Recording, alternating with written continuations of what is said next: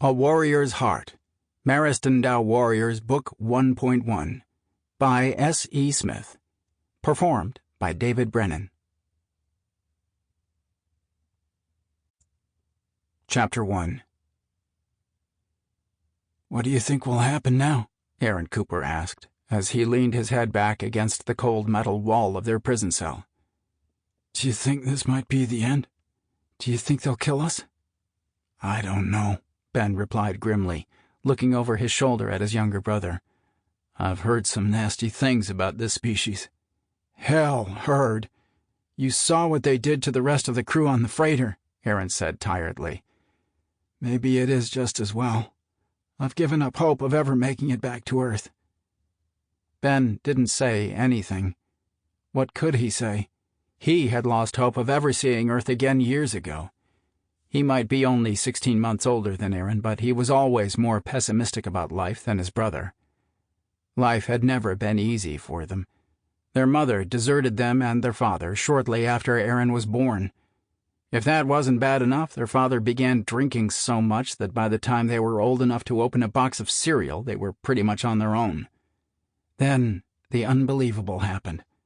They were kidnapped by an alien slave trader from the Kansas farm where they lived.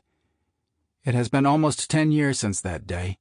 He was 14 and Aaron 12 at the time. They were repairing barbed wire fencing along one of the less used fields when they were taken. Their dad was supposed to do the work, but he was too drunk to get his ass out of bed. Ben drove the old pickup truck, and he, along with Aaron, did the work instead of their father. It was the only way to keep a roof over their heads and food in their bellies, though they spent more time hungry than fed. If they thought life was hard before, it became brutal for the first 5 years after they were taken. It wasn't until the captain of the last freighter won them in a game of chance that things changed slightly for the better. Life still hadn't been easy, but at least they were able to scrape a little bit of a normal life together. Ben convinced every one of their previous owners that he and Aaron must stay together or they would die. It was the only thing he could think of to keep them together. Since their species hadn't been seen before, it had worked. They had spent the last 5 years working on the freighter, cooking, cleaning, and doing repairs. The captain even let them have a few credits from the sale of the illegal merchandise that he carried. They saved every credit in the hopes of buying their freedom or escaping, whichever came first. That dream came to an end when the freighter was attacked. All of the crew members were killed except for him and Aaron. He didn't know why. Maybe it was because the Marastin Dow.